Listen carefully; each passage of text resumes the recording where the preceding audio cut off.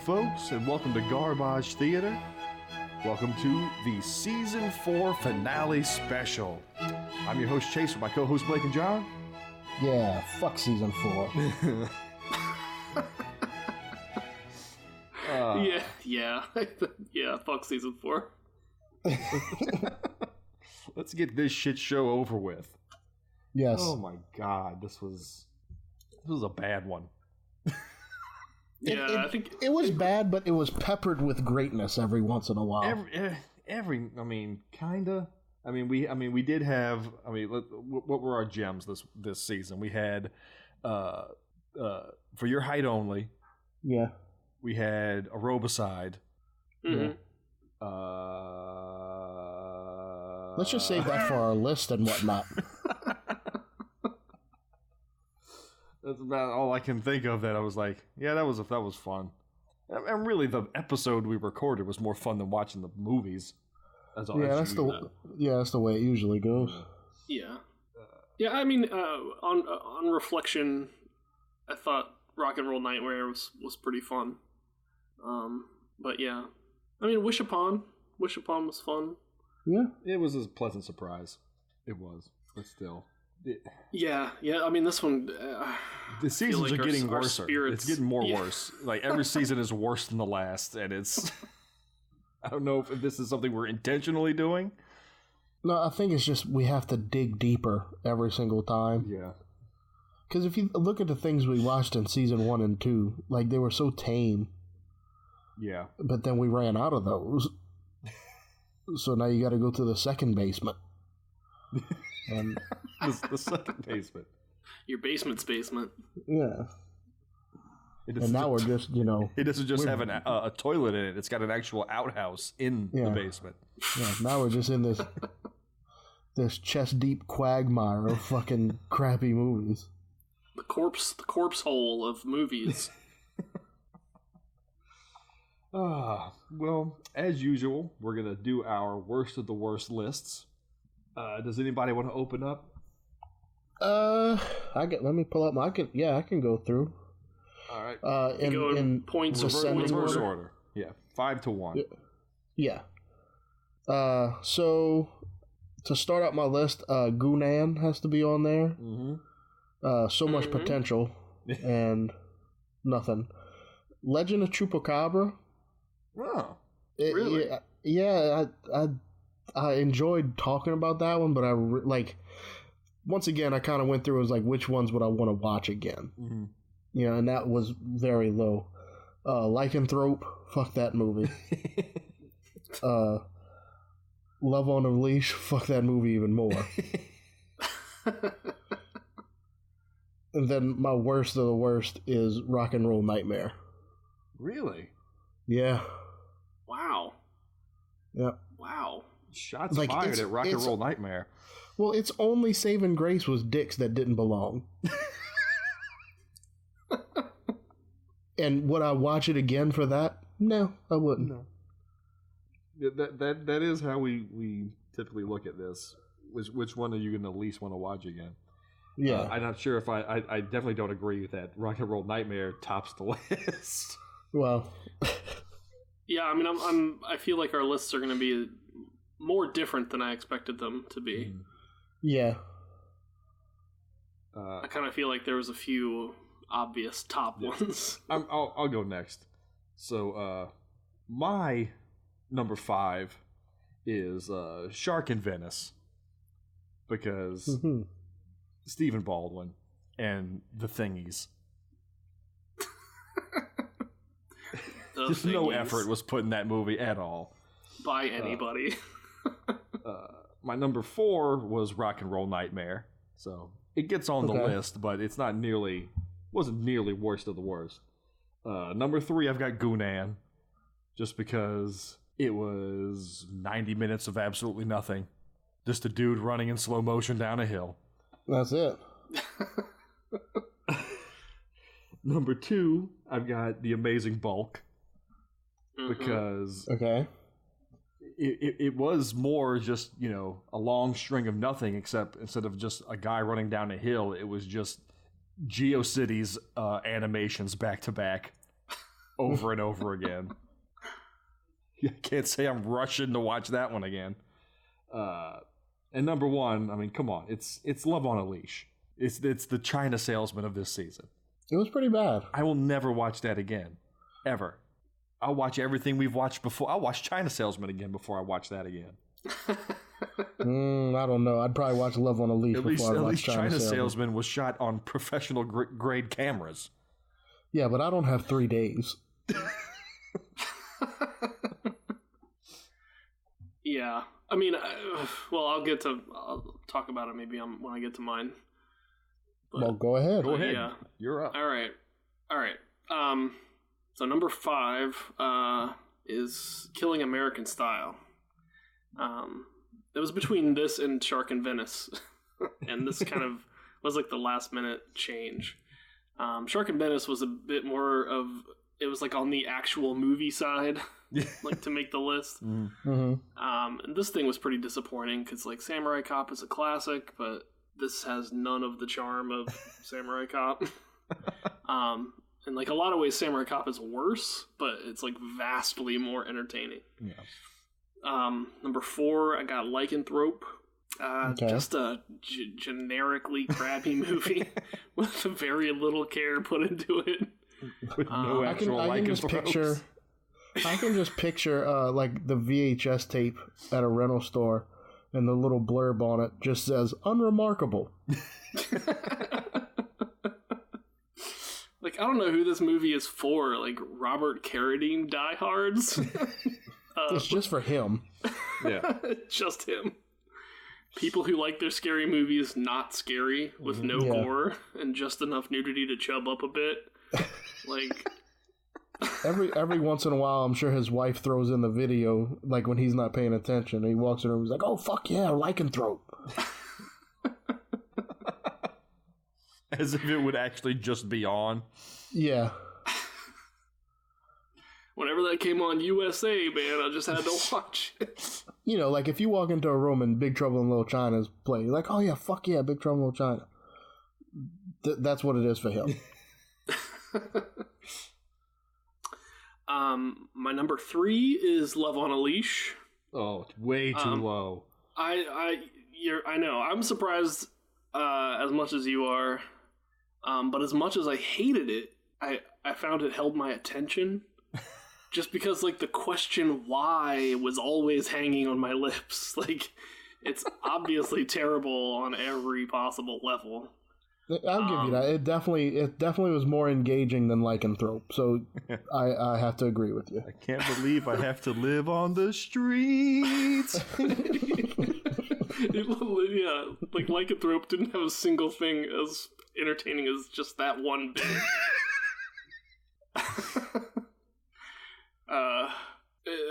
And it hurts my feet because I'm a dog. Because I'm a dog. And I do give it points because I feel like the writer or director actually had passion about it, you know, whereas like nobody gave a fuck about, you know, Lycanthrope or whatever. Or it was lacking the other passion of a 70-year-old Chinese woman. Yeah, passion nonetheless. Number 2 is The Amazing Bulk. Fuck this movie, as we said. It's an act of cruelty, this movie. Fucking Will Smith Hobgoblin. I did love to speculate about what brought this thing into existence. Like, what was the motivation to spark the bolts in its neck and thrust it wheezing, stupid, and shitting its pants out into the world?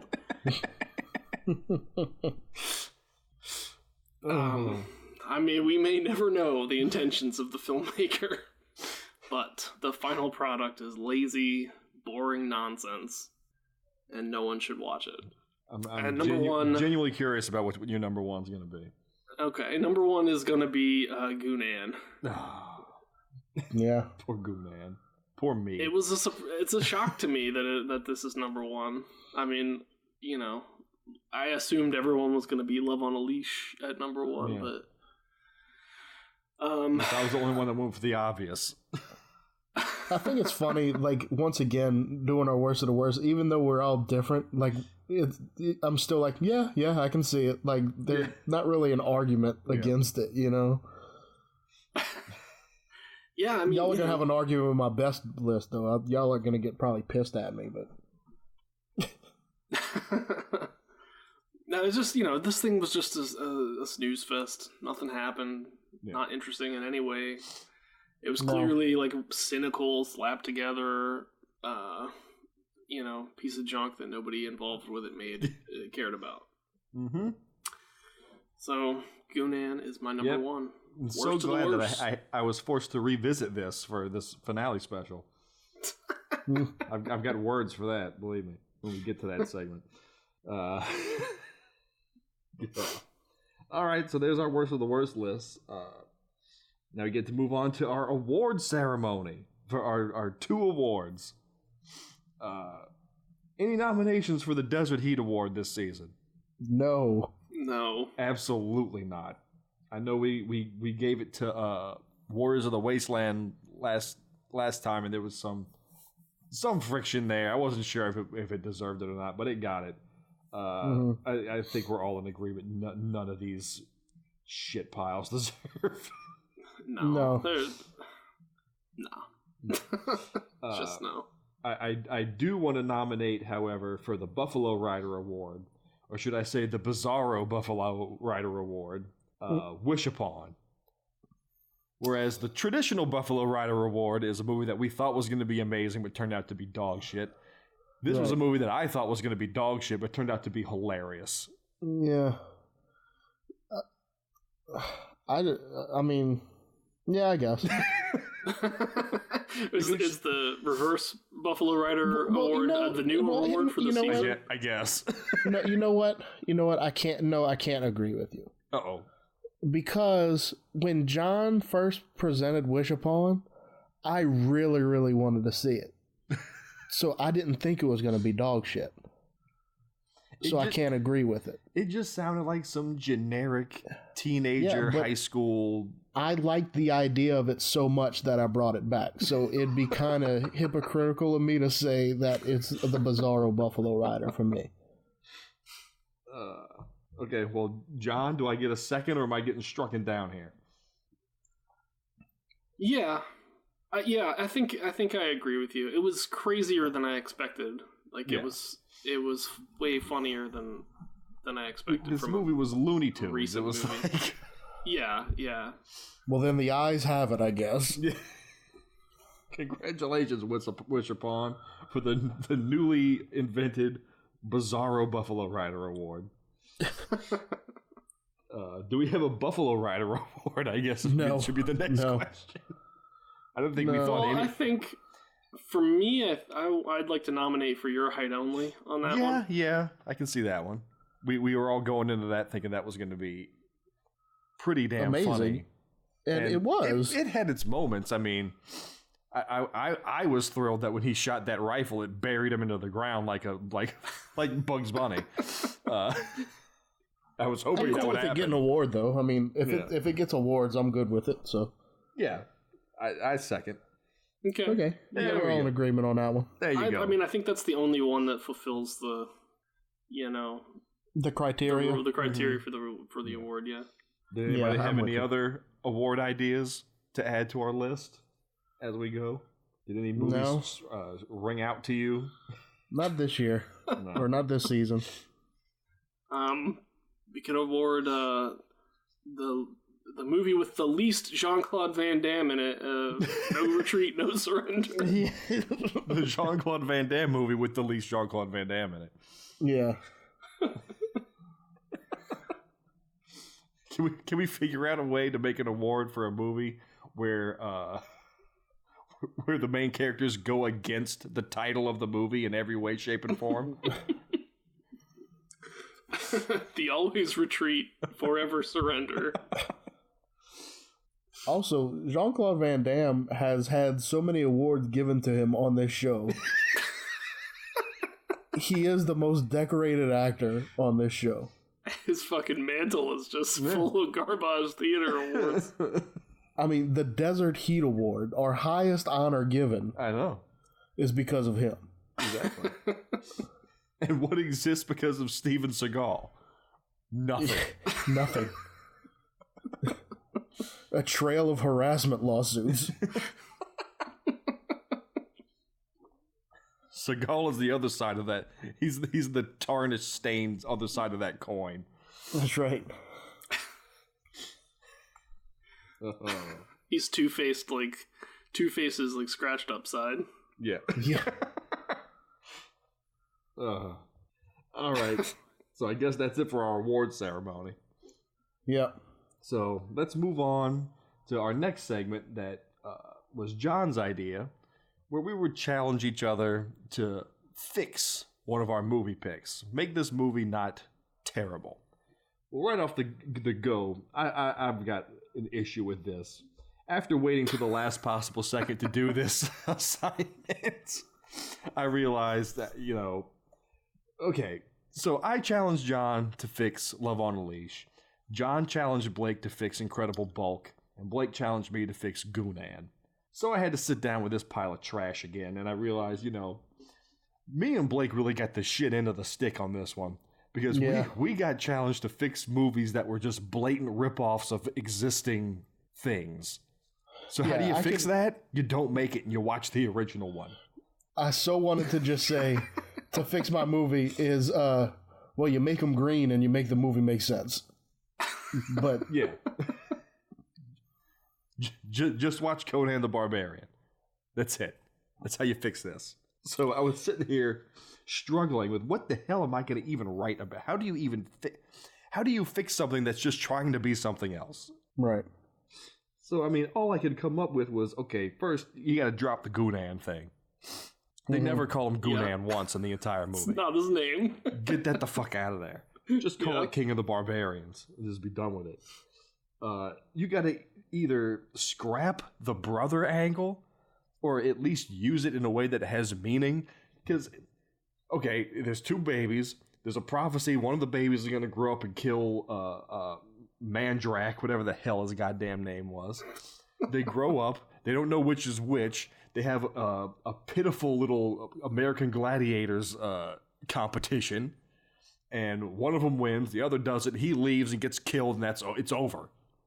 Why did he even have a brother? It makes no sense. It needed to at least propel all he served was Goonan forward. Was a moment of mistaken identity for Mandrak to think that he killed the baby. And that was it. Have his brother fall in with Mandrak's crowd or something. Maybe the brother kills Mandrak fulfilling the prophecy, but then then Goonan has to fight his brother or something. Do something like that. Not what it was. And again, make the betrayal of the Kuniats mean something. They straight up betray him, try to get him killed, and then they come and save him and all is forgiven. Yeah, then they're like, you're welcome. With their blind you with science mirror shields. Oh my god. See, that's just some choreography would have gone a long way to make that movie better. Yeah.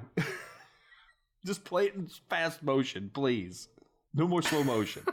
That's the big takeaway. No slow motion. Cut this bastard down to 20 minutes. And that's what got me really angry, because I was sitting here watching. I said, you know what? All this segment did was basically made us have to watch these movies over again. Oh, no. I did not do that. I was about to say, I didn't do that either. I could barely remember anything from Goonan. I had to go and skim through the goddamn thing. Well, tip of the hat to you, sir, because you didn't have to do that. Well, I couldn't remember the names of anything. That got wiped from my brain the second I didn't need it anymore. I didn't put that much thought into mine. I just, what you gonna do? Well, moving on, because that's all I got with that segment. Who's next? I'll go. Go ahead.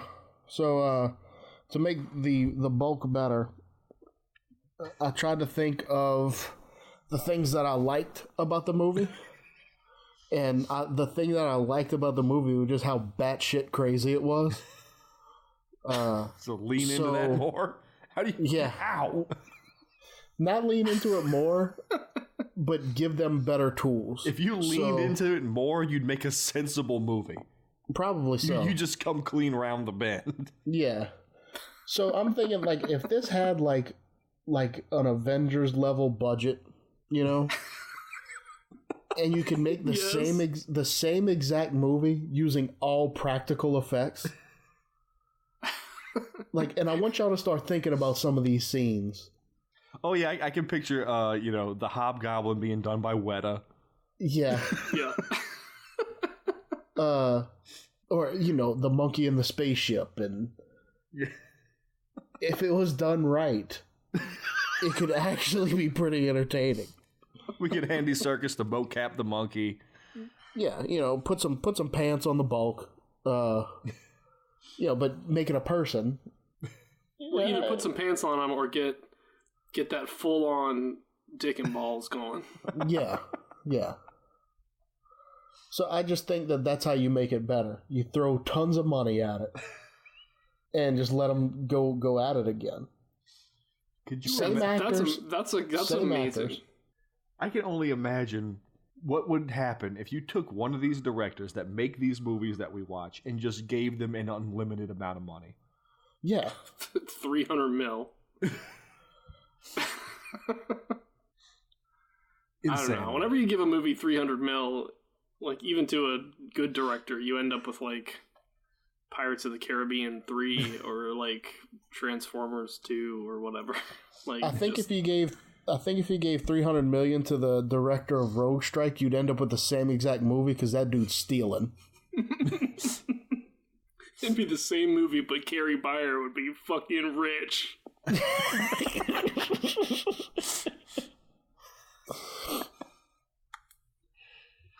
Oh my god. All right. John, you're up. All right, so yeah, I got challenged to fix Love on a Leash. And the only way I could see to do that was basically a full page 1 rewrite. It's like the only things that remain are the names and there's a dog lady relationship. So the new title is Love on a Leash 2065. In a post-apocalyptic future, men are an endangered species. A semen-worshipping cult of women known as Husbando has put the mind of Alvin Flang into a golden retriever so they can use his shell of a body to extract his precious fluids. Jesus Christ. I think you made it worse. Jaina is just a lonely junk merchant who wants to find someone she can spend the end of the world with, but her mother and all of her friends want her to join them in the Husbando cult. When Alvin collapses from hunger... I like how you're keeping the beats of the movie, though. Yeah. When Alvin collapses from hunger and dehydration in Jaina's junk shop, she takes him in. Jaina eventually discovers, through Alvin's miraculous ability to see colors, that he's actually a man in a dog's body. Together, they set off to rescue Alvin's human body before the cult gets Alvin's human dick so raw that it's useless to both of them. Jesus Christ. Wow. So it's basically a boy and his dog, but... but with way more dick stuff. Yeah. Jesus Christ. I was going to say just, lean into the whole modern day telling of Beauty and the Beast, but you went a way different direction. Yeah, the way I'd make it better would be very simple. Just make Alvin Flang not reincarnate into a dog. Oh, Alvin Flang. Alvin Flang. It's like the best name in cinema. It really is. Okay, well, enough time spent on that movie for the rest of our lives. Yeah. Now we're going to move on to a segment that I came up with and regret coming up with. The Wishing Box segment. Where we all take one of our movie picks, give the protagonist the Chinese wishing box, and see what happens. And it was way more work than I thought it was going to be. And so I don't know how you didn't think writing 7 wishes and their consequences wasn't going to be a lot of work. Well, it seemed like it would just flow. But then I sat down to do it. I was like, shit. So I picked No Retreat, No Surrender. Mm-hmm. So upon moving to Seattle, after his dad gets muscled out by the LA mob, he moves in and he finds the Chinese wishing box placed precariously on Bruce Lee's grave. Somebody left it there as an offering. So he takes it back home. And he figures his first wish is a stupid wish because they're all pretty stupid wishes. He wishes that he can break dance like his cool new friend RJ. So he gets sweet breakdancing moves, and the box kills his mom. Because do you even remember him having a mom in that movie? I considered doing this movie too, and yeah, his mom was definitely going to die because I don't remember her at all. Yeah, so mom's dead and nobody knows, and nobody cares. Right out the gate. His second wish would be that Kathy would pick him over the dude that she's having trouble deciding between. And so the box would probably kill her other boyfriend to simplify that up, and then she would fall madly in love with him. Maybe whenever at the pool party scene, when Scott trips Jason, instead he trips Scott, or whatever the guy's name is, and he falls in the pool and drowns or something.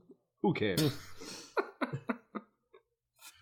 Third wish is he wishes revenge on Scott for, being the local bully of the neighborhood.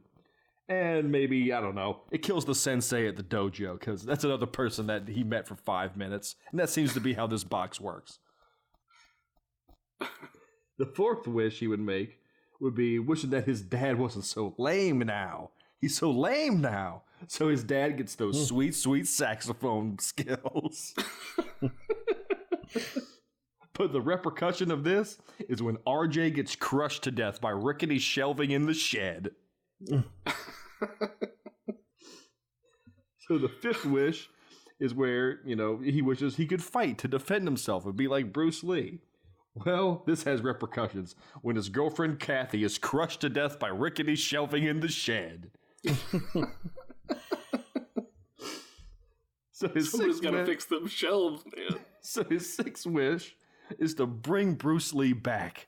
What a great world it would be if Bruce Lee was still alive. Sometimes dead is better. So the smoke fills his handmade dojo there in the garage, and the light comes through the doorway, and Bruce Lee walks in, and he's immediately crushed to death by rickety shelving in the shed. So his seventh wish is that he wishes back to when his dad got muscled out by the mob, and he wishes that his dad hadn't gotten beat up, and they never had to run away to Seattle. And that's going to fix everything. So the box jumps back, and the mob comes in, but instead of beating the dad up and driving him out of Seattle, he bends to the mob's will and goes their way. They slowly drain him of cash and bust out his business. He falls into a deep, deep depression and murder-suicides the entire family. The end. Nice.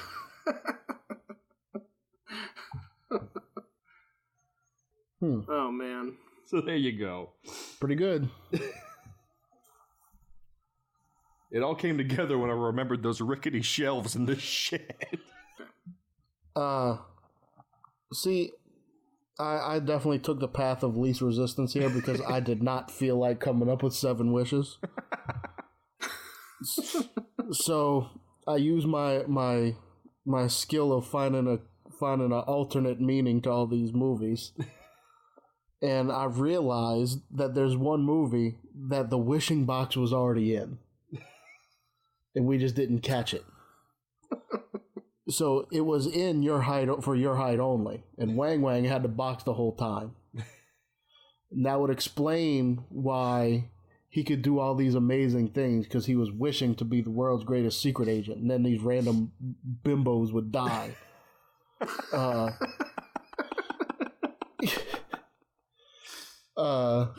You know, and I really do think that, you know, first he wished to be a secret agent, and yeah, he's a secret agent, you know, somebody dies.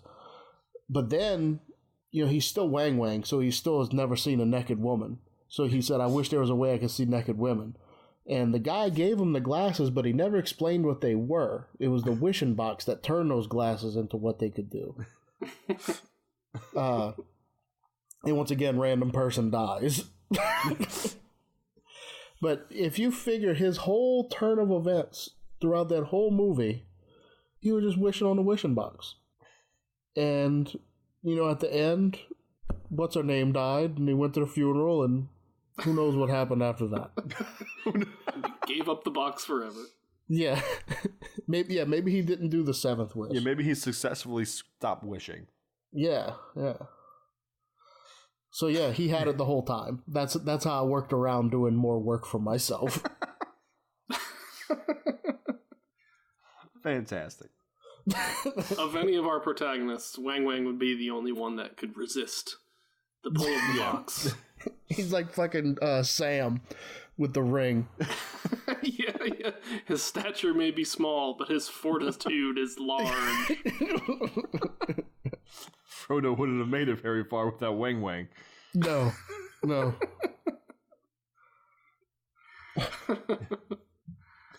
right. Okay. All right, John.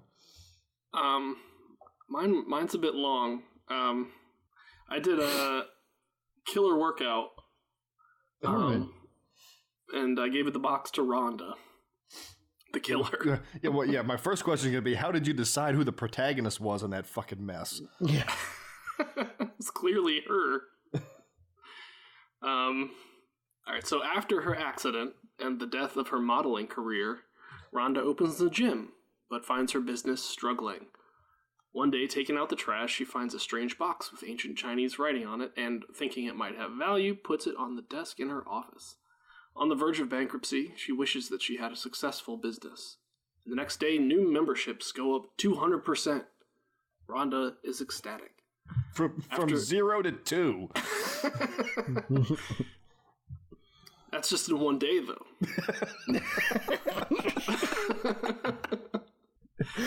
After a phone conversation with Rhonda discussing their recent change of luck, her business partner slips, hanging up the phone, crashes through his office window, and is hanged by the telephone cord.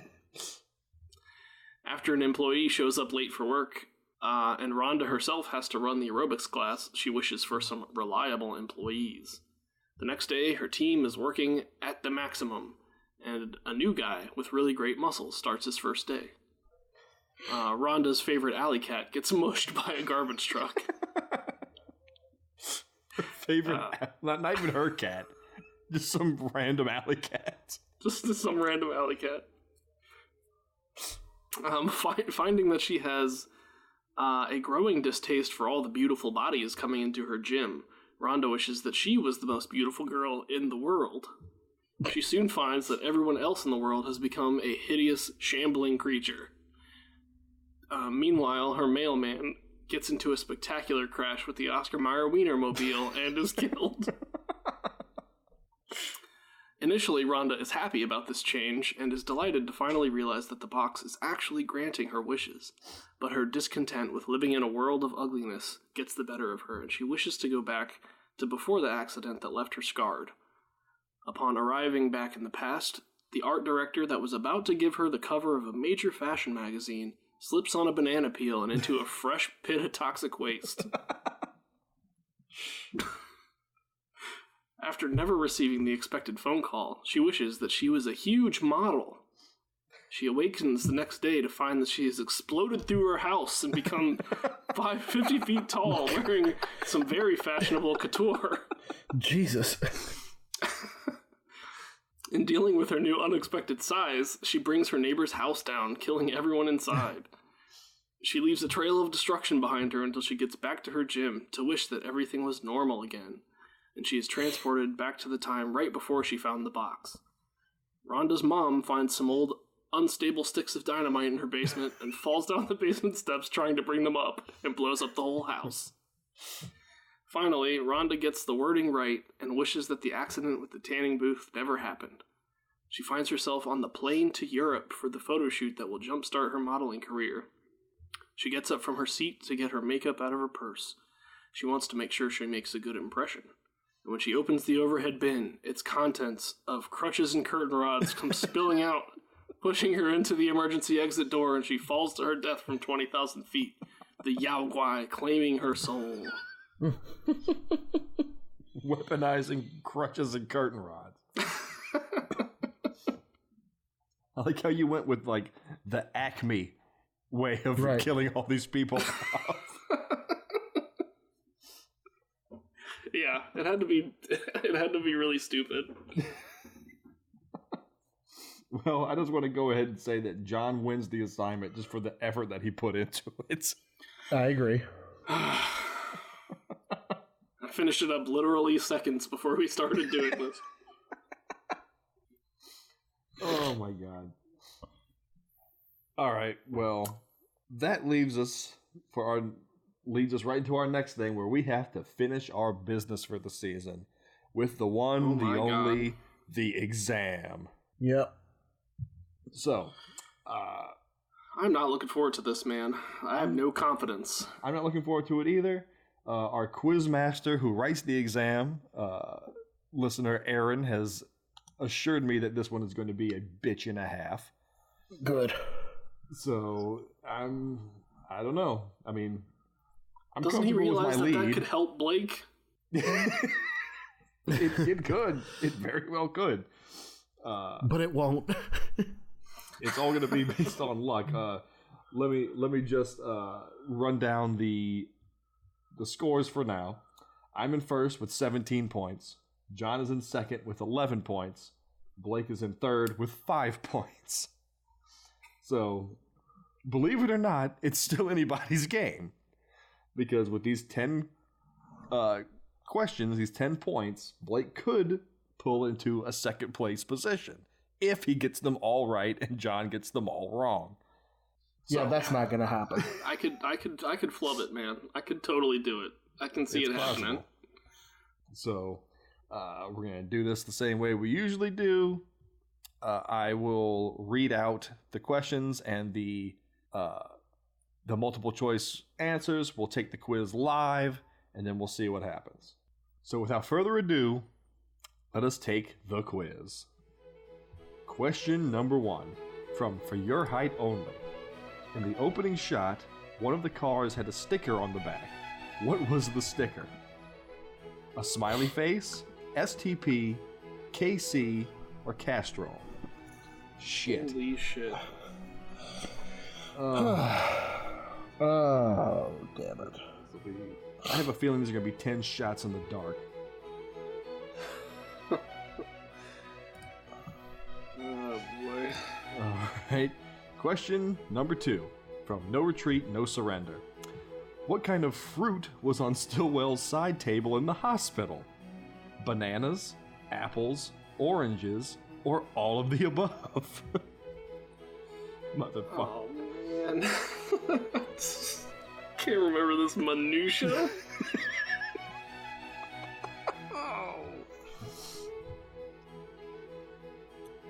Question number 3 from Gunan, the King of the Barbarians. What is Zukan stronger than?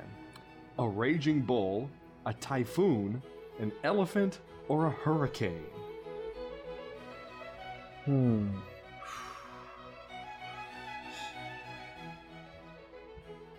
These are tough. They are. Damn it.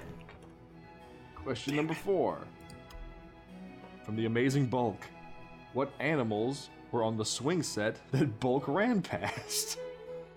A cat, a dog, and a skunk? A monkey, a skunk, and a dog? A squirrel, a cat, and a tiger? Or a monkey, a rabbit, and a horse?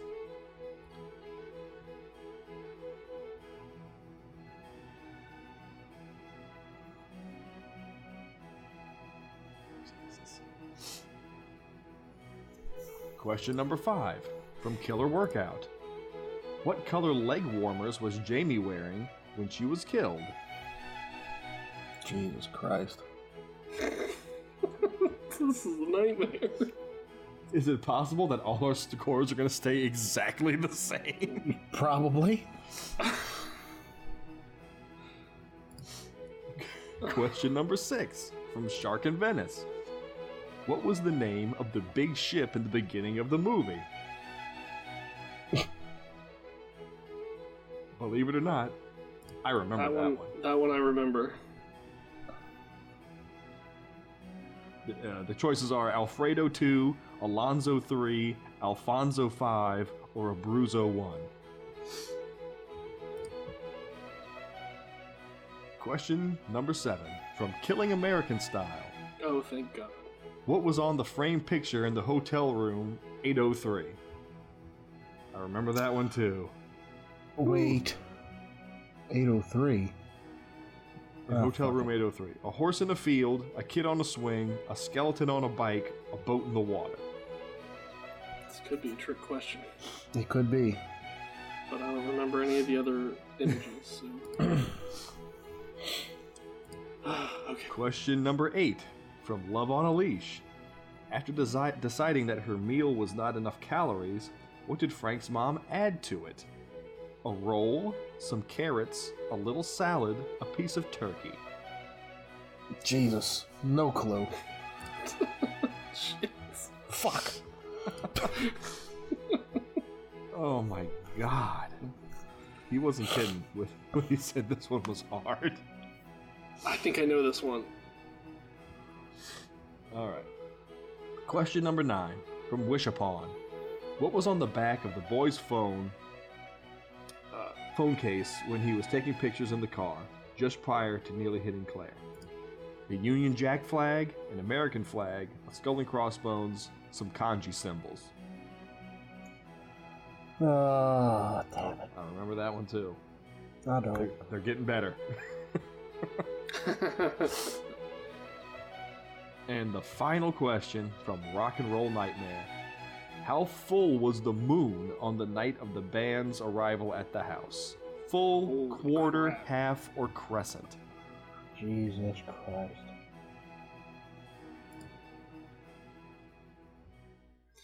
Alright, everybody get your scores. I got a whopping 4 correct. I also got 4. Bringing me up to 21. Bringing John up to 15. Blake, give us the score. I got 6 of them right. Holy crap. Got you up to 11. That was a valiant effort. It was. Oh, man. All right. So there you have it. The standings stayed the same. Yeah. I finished out the season in first with 21. John in second with 15. And Blake in third with 11. You broke the double digits at least. Yeah, I tried. I tried it. I mean, you know, getting 60% of that was pretty good. Yeah. Was it all guesses? Or, I mean, largely guesses? Believe it or not, the ones that I guessed on, I got wrong. Mm-hmm. So the ones that I got right were ones that I knew. Man. Yeah. See, okay, yeah, I'm looking at the answers now. I got the for your height only question right because it was a guess. Yeah, I mean, me too. I felt kind of confident on that one. I got the Shark in Venice one right because I remember the name, the Abruzzo. Yeah. I got the Killing American Style right because I remember the skeleton thing because I remember John made a big deal about it when we were talking about it. And I got the Wish Upon one because I remember he had the Union Jack on his phone. So I only got the 3 that I absolutely knew, and then one guess one. And I got all the other ones wrong from guessing. Yeah, I think we got the exact same ones right, Chase. I got the For Your Height Only one right. I got the Amazing Bulk one right. The Sharks in Venice, Killing American Style, Wish Upon, and Rock and Roll Nightmare. See, I remember that the moon wasn't full on Rock and Roll Nightmare because I remember seeing it and said, "Oh, they couldn't even wait till a full moon to do this correctly." Yeah, it was. I remember it being a half moon, But I was struggling because like I remember it being half, but I was second guessing myself like, well, why would they make it a half moon? Why wouldn't they do a full moon? Yeah. But I'm pretty sure I remembered seeing a half one. Either way, it's said and done. Another notch in my belt. So I'll get first pick in season 5. I'll be sure to make it increasingly terrible. But more importantly, that means John's made it into the special month. He has another shot. I did it. He did it. Did it. You know, I am happy about that. It's absolutely possible. So John could win a special month. I mean, you know, he's been playing the game with us. I'm glad he gets to be part of the big show. Yeah. Unfortunately, some ram interfered with Blake.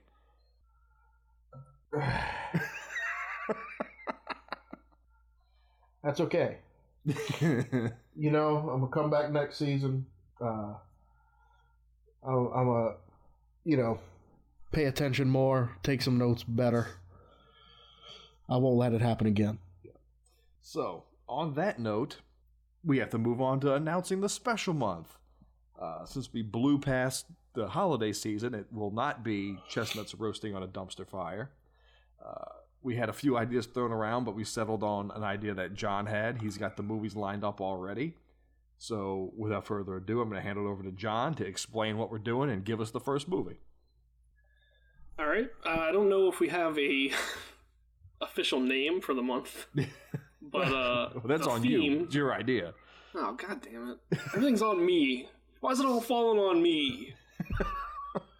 So we're gonna do a month of gross out movies.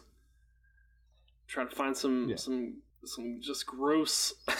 Some gross movies with some gross special effects. Yeah. See, now it's garbage theater. You need to do something like Garbage Pail Kids. Yeah. In that world, that vein. So give it a think. Garbage Pail Theater. Garbage Pail Theater. You just did it. Congratulations. We'll keep thinking about it. So this is something that I've had my eye on for a little while, and I thought it would be a great time to bust it out. All right. It's called The Suckling from 1990. Already is uncomfortable. Yeah. It's 89 minutes, written and directed by Francis Terry. It's got a 3.5 on Amazon, a 4.6 on IMDb, and a 33% audience rating on Rotten Tomatoes. Before you go any further, Blake, real quick, let's take a guess. Is it going to be something about a suckling pig or breastfeeding? I'm going to go with... Well, John picked us, so breastfeeding. I'm going to say breastfeeding, too. John, continue. Okay, well, the synopsis. A woman goes to a back alley abortion clinic only to have her aborted fetus attack her boyfriend, and everyone else at the clinic. Sweet Jesus, we're already off and running. Holy shit. Yeah, it's pretty wild. It looks pretty wild. So one piece of trivia is the 1997 VHS release box claims The Suckling has been compared to Alien for its claustrophobic intensity and Die Hard for its non-stop action. Okay, I'll be the judge of that. Yeah. I just love the idea of this, this fresh fetus, getting a machine gun. All I can think about is a xenomorph inside the air ducts of Nakatomi Towers now.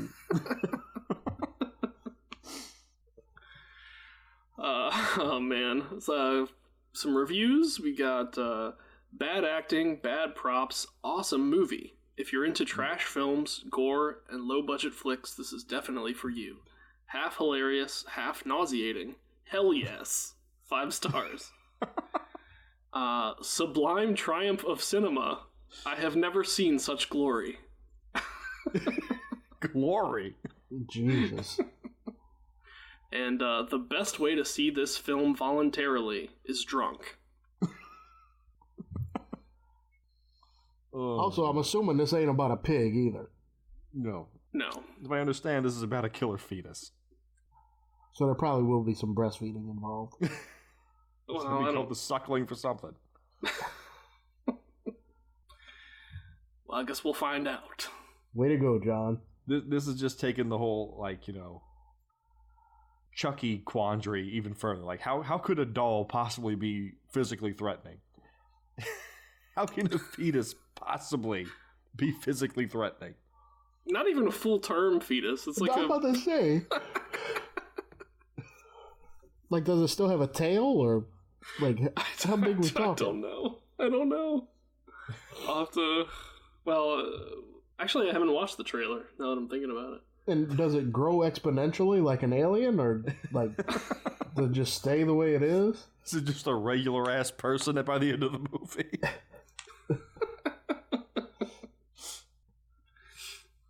Oh, the questions. All questions will be answered. Yeah. Well, we're going to find out that this movie was produced by the Westboro Baptist Church.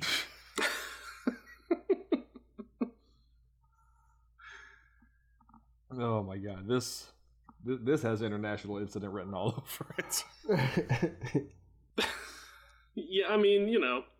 We're going to be treading on dead, dangerous waters, making fun of this thing. I don't know. You don't know. Yeah.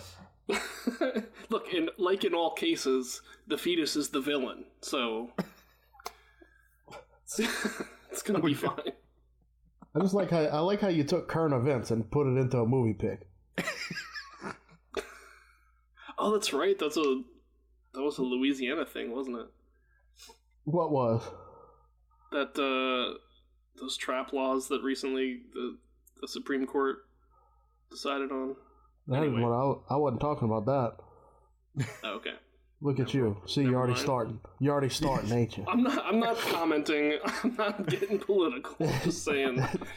We have a sounds like you are. That happened. We have a strict rule on this podcast that we don't get political unless it's Blake going off on some cockamamie harebrained scheme.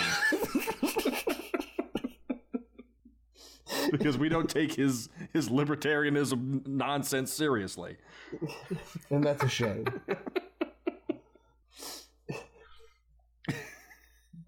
I think the movie's crazy enough, from what I've seen, that we won't have to worry about discussing the politics of. Well, I guess you're starting us off strong with this theme of a month. I can see it now. I'm gonna watch this movie and be like, all right, enough with the gross shit. And this is number 1. Yeah, no. Yeah. I mean, I wanted to start us off right, you know? No, look, I'm down for it. We got to find a new avenue. Like we said, we've been, we just dig this hole deeper and deeper. We're bound to end up at this place some point. Yeah, the whole next episode is just going to be the sound of us sitting there with our hand on our forehead, just slightly shaking back and forth. Yeah. We're all just going to be like, We're going to do the intro to the next episode and be like, well, it's been a fun ride, everybody. Welcome to the 5th and final season of Garbage Theater. We didn't think there was a bottom, but there is a bottom. John's been trying to derail this podcast since Ninja Terminator. Yeah. He finally achieved it. Yeah, I was sent by the underground, like the dark web, the fucking the CIA of podcasts to bring us down. Yes. This very little known podcast is getting a little too big for their britches. Yeah. We need you to take them down. I gotta go check on the kid. Okay.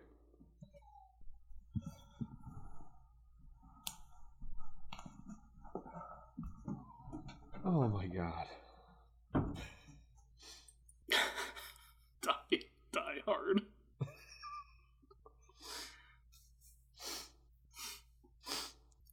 It is one that I'm not sure about yet, whether we should do it or not.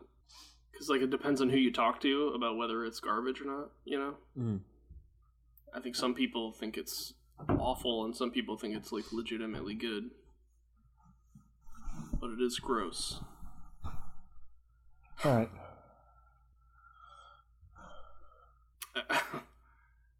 Well, you fucked up the flow. Sorry.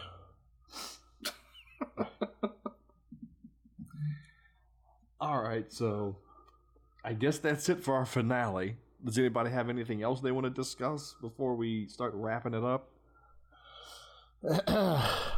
No, because we can't talk about politics.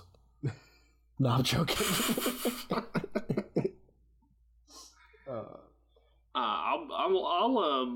I'm gonna plug myself real quick. Okay. So I'm out of work, you know, and I'm trying to freelance. So if any of you Seriously listeners doing this right now? No, but you know, if you're giving the Garbage Theater a follow, give me a follow on Instagram. There you go. At Wrong'em Johnny, WRONGEMJOHNNY. There you go. Go check out some of John's stuff. It's pretty cool. Check out the artwork, y'all. When he's not begging for jobs on his podcast. Dude, I'm desperate, man.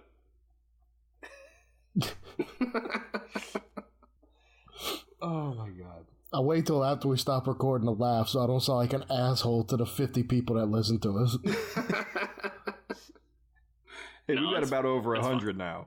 Yeah. Come on. Damn. And we love and appreciate every one of you. 100%. Yeah.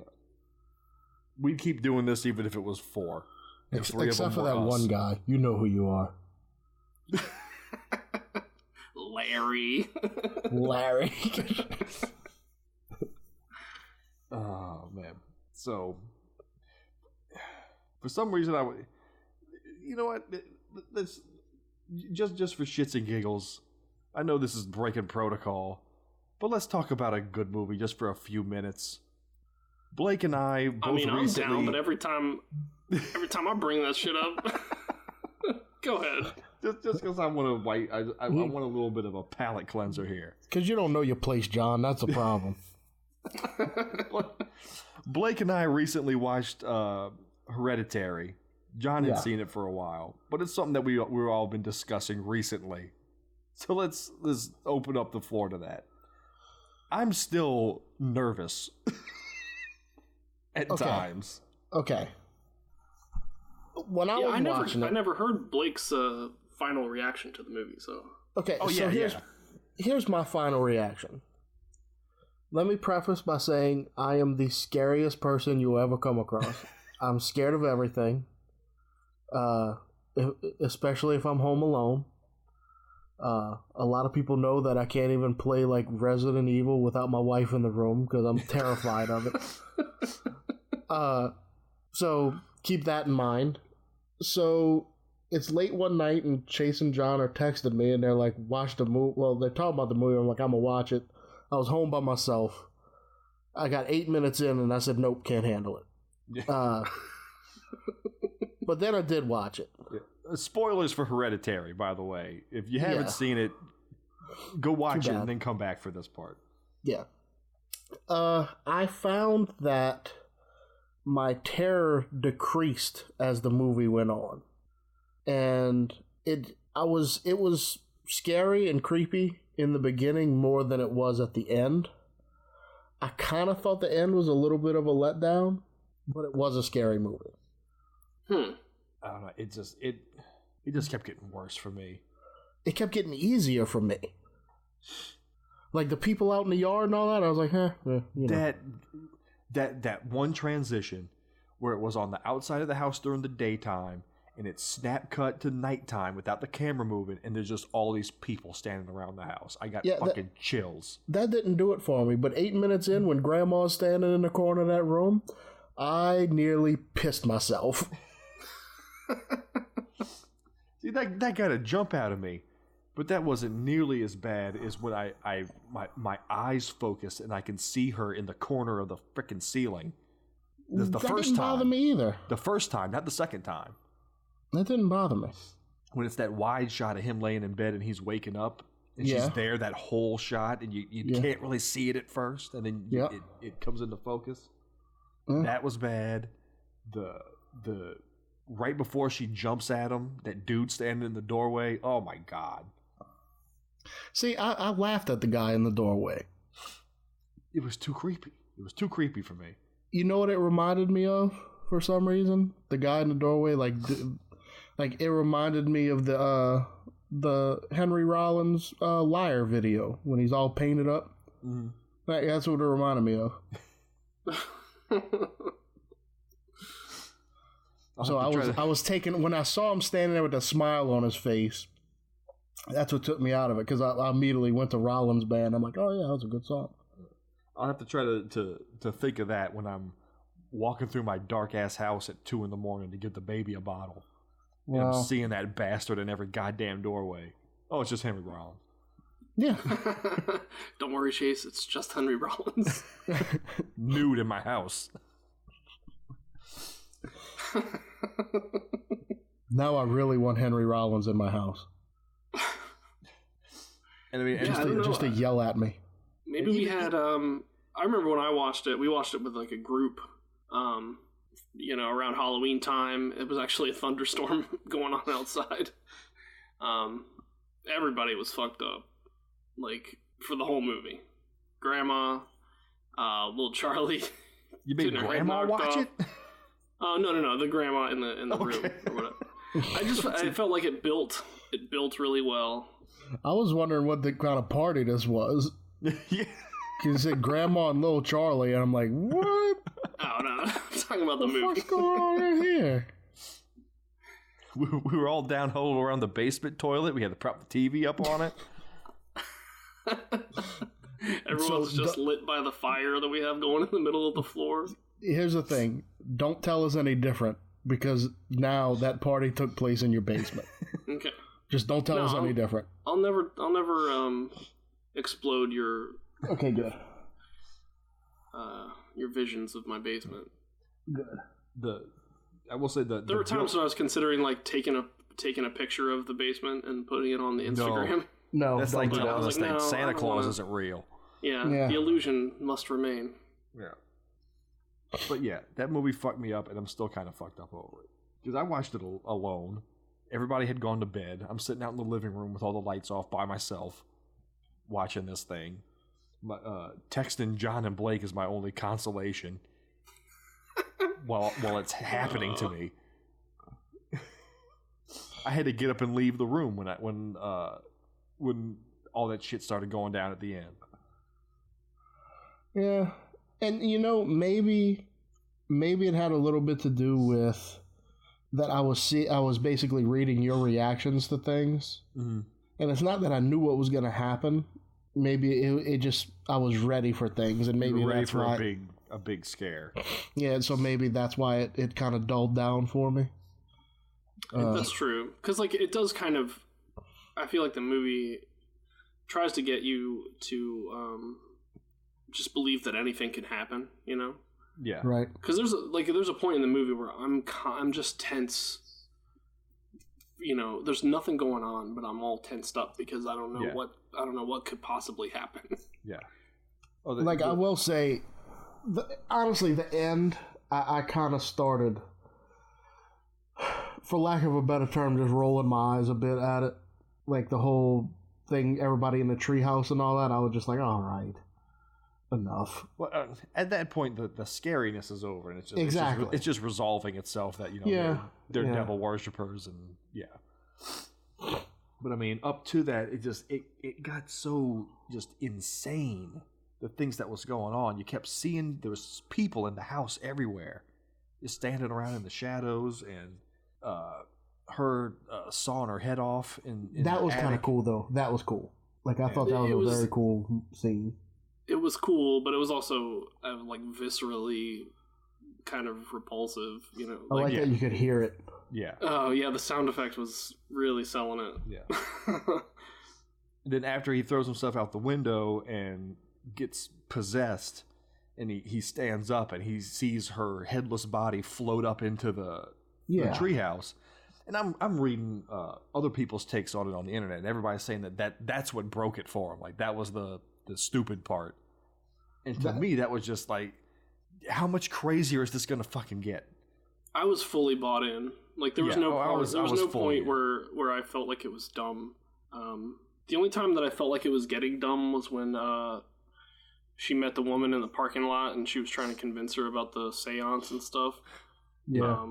I was like, oh, that's getting a little silly, but it was for a purpose. Yeah. She was but in the context of everything, it's fine. I did like how, at the end of the movie, things made sense that were in the beginning of the movie. Yeah. Like what she was doing with the little bird's head and all that stuff. Yeah. Like I thought that was cool. All the people that you see around the house were all the people at the funeral. Yes. Yeah, it's crazy. I mean, beyond the first time I watched it, the initial, yes, I thought it was scary, but I've watched it twice since then, and I just love the detail, all the little elements, the mystery that it builds.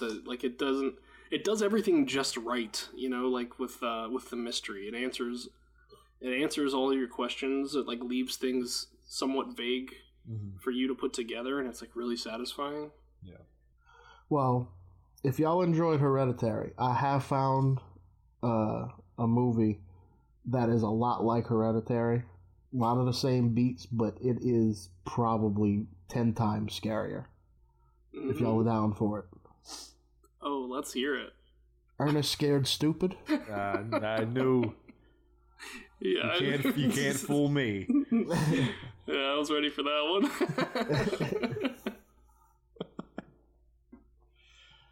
one. We watched Ernest Scared Stupid a lot as children. Yeah. I remember that fondly. Yep. I just watched Ernest Goes to Camp, the OG. That's a good one. With the turtles on the parachutes and biting people on the nose. That's good shit, man. You know what I mean, Vern? He doesn't fight off trolls with milk, though. No. He just fights off, like, land developers or some shit. I don't remember. Oh, good lord. All right, well, there we go. We had a little 15-minute discussion about something that was a total ass water. Yeah. A nice little change of pace. You know what? I think let's just do that at the end of each finale. We'll talk about a good movie that we had, just a palate cleanse from the season before starting up something like The fucking Suckling. God. I'm looking forward to this one, actually. It's gonna be gross. It's gonna be, yeah. I'm definitely watching this one alone. Yeah. This isn't a bring your family into see. No. They shouldn't see any of this. Oh, man. Yeah. Okay, so I'd like to thank everybody that's been listening to us for all these past seasons and this season. If you could leave us a review on iTunes, we would so very much appreciate that. You can find us online on Facebook at facebook.com/Garbage Theater, on Twitter at Garbage_Theater, and on Instagram at Garbage_Theater. If you'd like to suggest a movie to us, we're going to be cranking up Season 5 in a few weeks once we get done with this. And throw them at us, because we'll watch them. Definitely. We watched a few this season, and they were terrible. So we will keep that up for your entertainment. Send that to us through any of our social media channels or directly to us at garbagetheaterpodcast@gmail.com. Check out John's thing. Check out his Instagram. Rewind and get his thing back. Give him a job if you have one, apparently. We're doing that now. No, I mean, I'll take a commission. You want me to draw something stupid? I'll draw it. You can start by drawing that fucking basement. Oh my god. Alright. Season 4. in the can. We will see you all next time when we start our Garbage Pail Theater with The Suckling. We'll see you then.